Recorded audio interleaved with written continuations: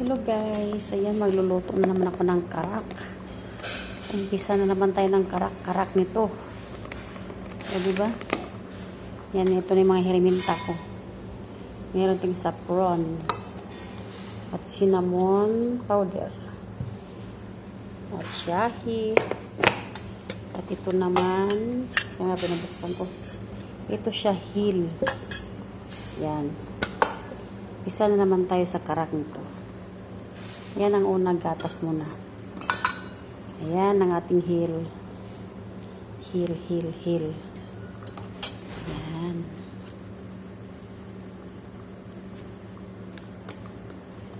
Unahin ko muna ang cinnamon para habang nag-ano siya iinit, matutunaw siya at mag-ano siya ba, maglugdang gani, magbaba ang powder niya. Tapos lalagay ako ng hill. Uso na naman ngayon ang karak. Yan, lalagay tayo ng hill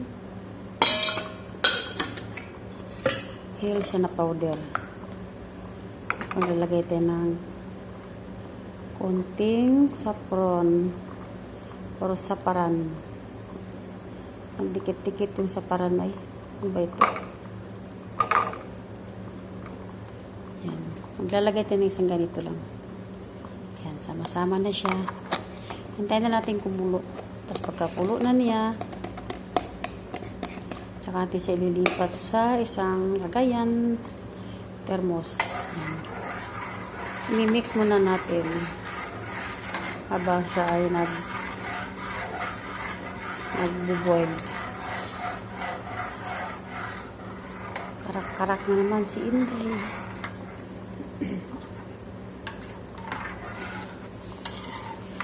Panghuli na yung shahi natin guys, kasi hindi pwede nga ilalagay natin shahi, diba? Hindi pa luto yung gatas, hindi nangitim na siya.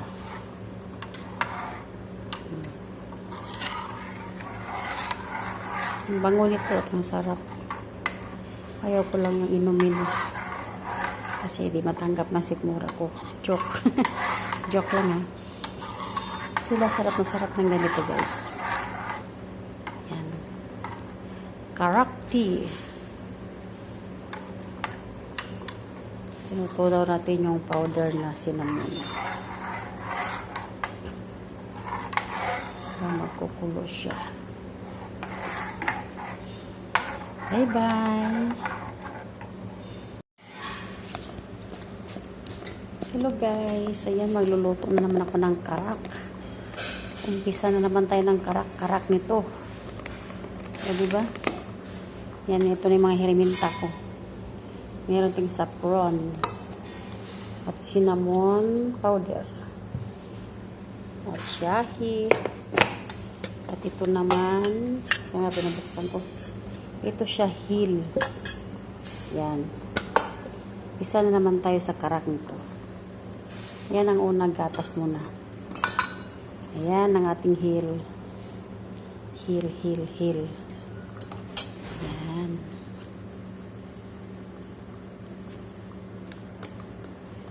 Unahin ko muna ang cinnamon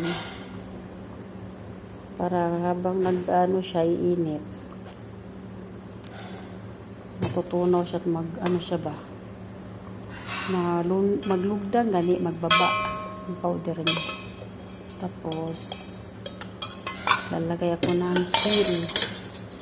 Uso na naman ngayon ang karak. Yan, lalagay tayo ng hill siya na powder. Maglalagay tayo ng konting saffron or saparan. Magdikit-dikit yung saparan ay. Ano ba ito? Yan. Maglalagay tayo ng isang ganito lang. Yan. Sama-sama na siya. Hintayin na natin kumulo. Tapos pagkakulo na niya, tsaka natin siya ililipat sa isang lagayan, thermos. Yan. I-mix muna natin habang siya ay nagbo-boil. Karak-karak na naman si Inday.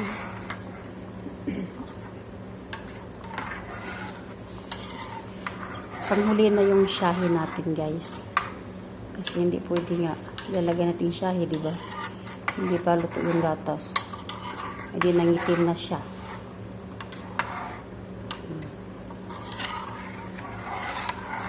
Ang bango nito at masarap. Ayaw ko lang yung inumin. Kasi di matanggap na sikmura ko. Joke. Joke lang ha. Sila sarap ng ganito, guys.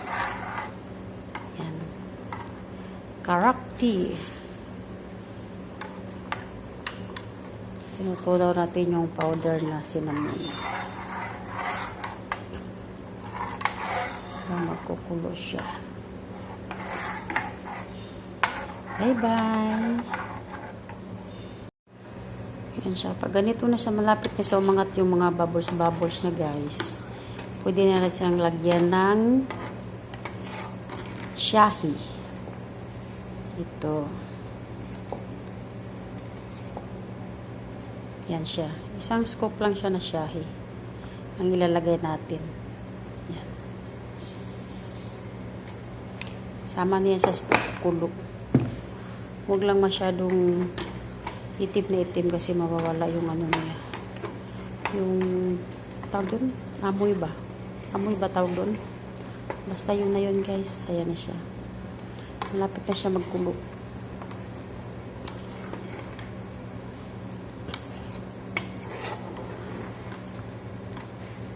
Tsaka natin bakitin mamaya. Bakitin talaga.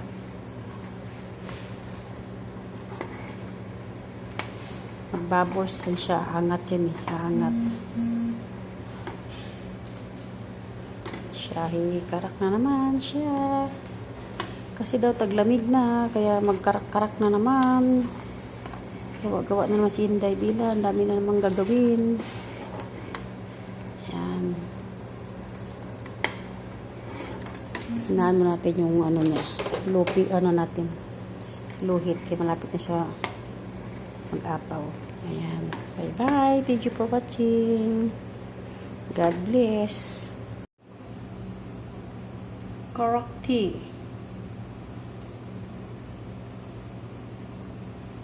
Nantay ko lang yung umano na yung bubbles niya umangat. Saka siyang tanggalin.